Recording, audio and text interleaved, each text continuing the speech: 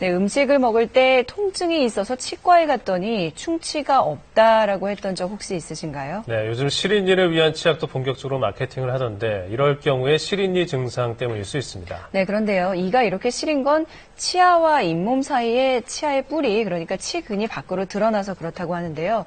또 이렇게 되는 건 잘못된 칫솔질 때문에 잇몸이 갈수록 내려앉아서 그렇게 되는 경우가 많다고 합니다. 네, 나이가 들수록 이제 충치보다 잇몸 질환을 더 염려해야 된다는 얘기도 있는데요. 네. 이각경 아나운서가 나와 있고요.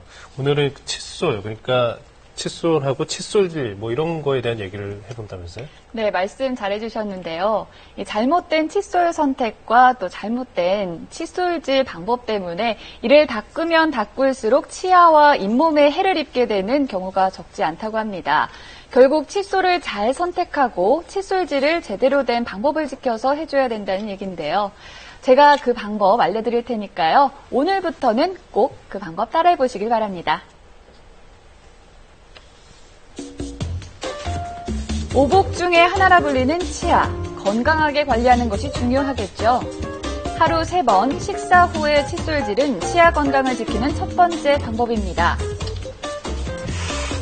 그런데 이 남자분은 칫솔질이 불편해 보이네요. 양치할 때 이상하게 이빨하고 잇몸 사이가 좀 많이 시리고, 그다음에 양치하고 나서 피도 많이 나고요. 그다음에 이 이빨이 좀 안 좋은 부분에서 그쪽에서 막 깨지는 형태로 치아가루도 많이 나오고요. 그래서 이빨 닦을 때 무서워서 못 닦을 정도로 가끔 힘들 때도 있어요. 무엇 때문에 이가 시리고 아픈 건지 알아보기 위해 찾아간 치과.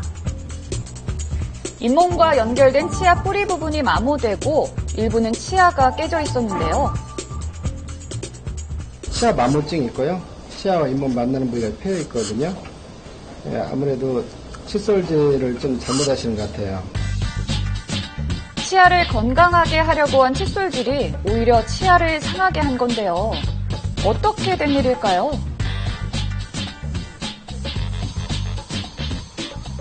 자신에 맞지 않은 칫솔을 사용하게 되면 치아를 닳게 해서 시린이의 원인이 될 수 있고요. 잇몸을 손상시킬 수도 있습니다. 그래서 자신에 맞는 칫솔을 선택하는 게 매우 중요합니다. 그렇다면 나에게 맞는 칫솔은 어떻게 선택할까요? 기능도 모양도 다양한 칫솔에 고르기가 쉽지 않은데요. 시민들에게 물어봤습니다. 특정 브랜드 쓰는데 그게 제일 저한테 잘 맞아서 저는 그거 써요. 주로 마트에서 묶음으로 싸게 파는 걸 자주 쓰는 것 같아요.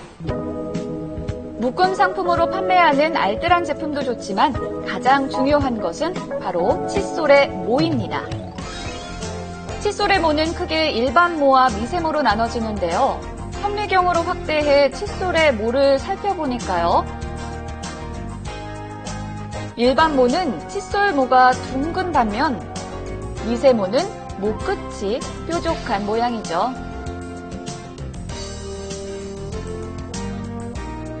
그렇다면 두 칫솔의 세정 효과는 어떨지 실험해봤는데요.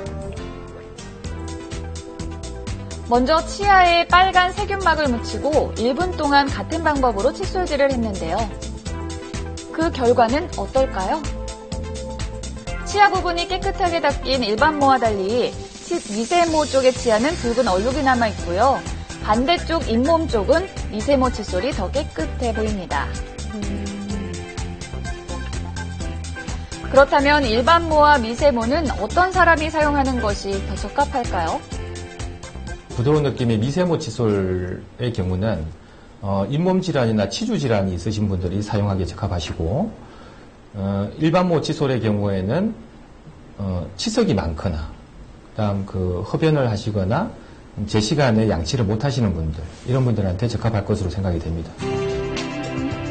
이외에도 특정 치아를 위한 기능성 칫솔들도 출시되고 있으니까요. 기능에 맞게 선택하시는 것도 좋은 방법입니다.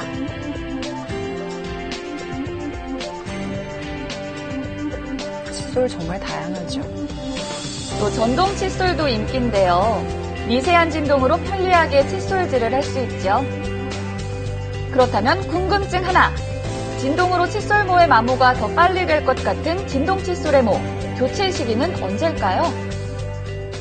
일반적으로 전동 칫솔의 칫솔모 교체 시기는 3개월에 한 번씩입니다. 교체 시기를 지나서 오랫동안 사용하게 될 경우 칫솔모가 벌어지면서 칫의 제거력이 떨어지고 무리한 힘을 가하게 되어 치아와 잇몸에 손상을 유발시키고 세균 번식이 쉽게 됩니다. 또 진동세기를 너무 세게 하면 치아가 마모될 수 있으니까요. 주의하는 게 좋겠죠. 그리고 물줄기를 이용해 치아 사이를 세척하는 방식의 구강세정기도 있는데요. 교정기를 사용하는 사람들에게 유용하게 쓰일 수 있습니다. 좋은 칫솔을 선택했다면 이제 올바른 칫솔질을 배워볼까요? 먼저 치아를 빠짐없이 닦기 위해 순서를 정하고요. 칫솔을 45도 각도로 세워 잇몸과 치아 사이를 빗질하듯 쓸어줘야 잇몸에 무리는 줄이고 깨끗이 닦을 수 있는데요. 치아 안쪽과 끝에 어금니, 혓바닥도 잘 닦아주세요. 시간보다는 올바른 칫솔질 방법입니다. 보통 사람들이 양치질할 때 너무 좌우로 많이 닦게 되는데요. 이렇게 하면 치아 사이의 치태를 효과적으로 제거할 수 없을 뿐만 아니라 치아 마모의 원인이 될 수가 있습니다. 한 연구에 따르면 5년 동안 좌우로 잇솔질을 했을 때 치경부 마모가 나타나는 걸 확인된 바 있습니다. 또 칫솔 관리도 중요한데요. 칫솔모 사이 찌꺼기를 제거한 다음 통풍이 잘 되는 곳에 건조시켜주고요. 칫솔을 한 군데 넣으면 모가 서로 닿아서 위생에 좋지 않기 때문에 따로 보관하거나 살균기에 보관합니다.